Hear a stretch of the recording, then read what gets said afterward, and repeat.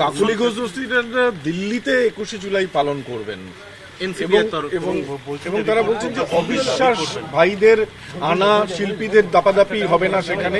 এবং দেখুন, এই যারাই এই বড় বড় কথা বলছে তারাই কিন্তু 4ই মে মমতা বন্দ্যোপাধ্যায়ের মুখ্যমন্ত্রী নন, সরকারটা ঘটনাচক্রে বদলে গেছে, তারপরে এইসব বড় বড় কথা শোনা যাচ্ছে।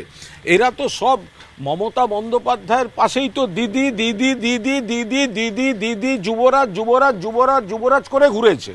আজকে যদি মমতা বন্দ্যোপাধ্যায় মুখ্যমন্ত্রী থাকতেন, তৃণমূলের সরকার থাকতো, আজকে যারা বড় বড় কথা বলছে আলাদা অমুক আলাদা তমুক, তারা হতো, তারা তো সেই মমতাদির পাশেই থাকতেন। সাংসদরা লজ্জা ঘেন্না আছে কোনো? 24 সালে ভোটে জিতেছেন 5 বছরের জন্য, অ্যান্টি বিজেপি ভোটে জিতেছেন, মমতা বন্দ্যোপাধ্যায়ের প্রার্থী হয়ে জিতেছেন। আপনাদের 5 বছরের মেয়াদ, তার সঙ্গে রাজ্য সরকারের কি সম্পর্ক? আজ মমতা বন্দ্যোপাধ্যায় ক্ষমতায় নেই, সঙ্গে সঙ্গে আপনারা আজকে প্রো বিজেপি এনডিএ শরিক হতে হবে। কোন দলে আছেন এই মুহূর্তে জিজ্ঞেস করলে নাম বলতে পারবেন না, একবারে সবাই হোঁচট খেয়ে যাবেন। এক বিদ্রোহী সাংসদ যারা এইসব করছেন, তিনি কোনো একটা বিষয় আমাকে একটু হোয়াটসঅ্যাপ করেছিলেন, তাকে আমি পাল্টা একটু শুধু জানতে চেয়েছি আপনি এই মুহূর্তে ঠিক কোন দলে আছেন, তারপর থেকে এখনো আর উত্তর পাইনি। সোনাম ওয়াংচুককে কালকে যেভাবে সরানো হলো, ওটা নিয়ে আমরা বলেছি, মমতা বন্দ্যোপাধ্যায় জানিয়েছে। সুদীপ বন্দ্যোপাধ্যায় বাংলার স্বার্থে নয়, গোটাটাই নিজের স্বার্থে চলছেন। বাংলার স্বার্থে মানে সুদীপ বন্দ্যোপাধ্যায় জীবনে কতবার দল বদল করেছেন একটা লিস্টটা দিতে বলবেন তো? কখনো শিবির বদল, কখনো দল বদল, নানা রকম জিনিস করেছেন, কখনো মোমবাতি নিয়ে দাঁড়িয়েছেন। এই সুদীপ বন্দ্যোপাধ্যায়ই তো মমতা বন্দ্যোপাধ্যায়কে ক্রমাগত হোয়াটসঅ্যাপ করে করে করে করে বলেছেন যে আমি উত্তর কলকাতার সভাপতি হতে চাই। তাকে নেওয়া হয়েছে, তিনি ডুবিয়েছেন, সরানো হয়েছে, তারপর আবার তিনিই নিয়েছিলেন।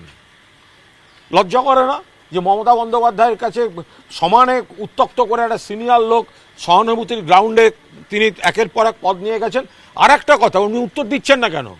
সুদীপ বন্দ্যোপাধ্যায় তো তার দল পরিবর্তনের কদিন আগেই মমতা বন্দ্যোপাধ্যায়কে হোয়াটসঅ্যাপ করে বলেছেন যে আমি একটা নতুন গাড়ি কিনতে চাই, পার্টি কি আমায় একটু টাকা দেবে?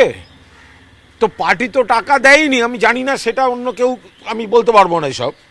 তো সুদীপ বন্দ্যোপাধ্যায় একটা নির্লজ্জ লোক গাড়ি কেনার জন্য টাকা চেয়েছেন মমতা বন্দ্যোপাধ্যায়ের কাছে, তারা অন্য দলে গিয়ে বড় বড় কথা বলবে। আচ্ছা, আমি আপনাদেরও জিজ্ঞাসা করছি, আপনারা তো আমাদের এত প্রশ্ন করে আমরা উত্তর দিই, একবার জিজ্ঞাসা করতে পারছেন না সুদীপ বন্দ্যোপাধ্যায়কে যে এই যে অভিযোগটা অফিসিয়ালি আমরা বলছি যে সুদীপ বন্দ্যোপাধ্যায়, আপনি ওরম বিচিত্র পরচুলো পড়েন, ঠিক আছে, ওটা ছেড়ে দিলাম, কিন্তু আপনি তা বলেই গত কিছুদিন আগে আপনি মমতা বন্দ্যোপাধ্যায়কে কি হোয়াটসঅ্যাপ করেছিলেন আপনার ব্যক্তিগত গাড়ি কিনতে পার্টির টাকা চেয়ে? Yes or no?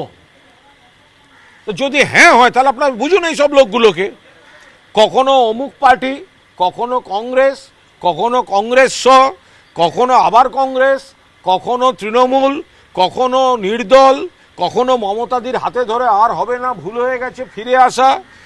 আর কতবার এই বয়সে এসে, আর কতবার মায়া সভ্যতাও একটা ক্যালেন্ডারের পর থেমে গেছিল, বেশি মায়ায় থাকবেন না।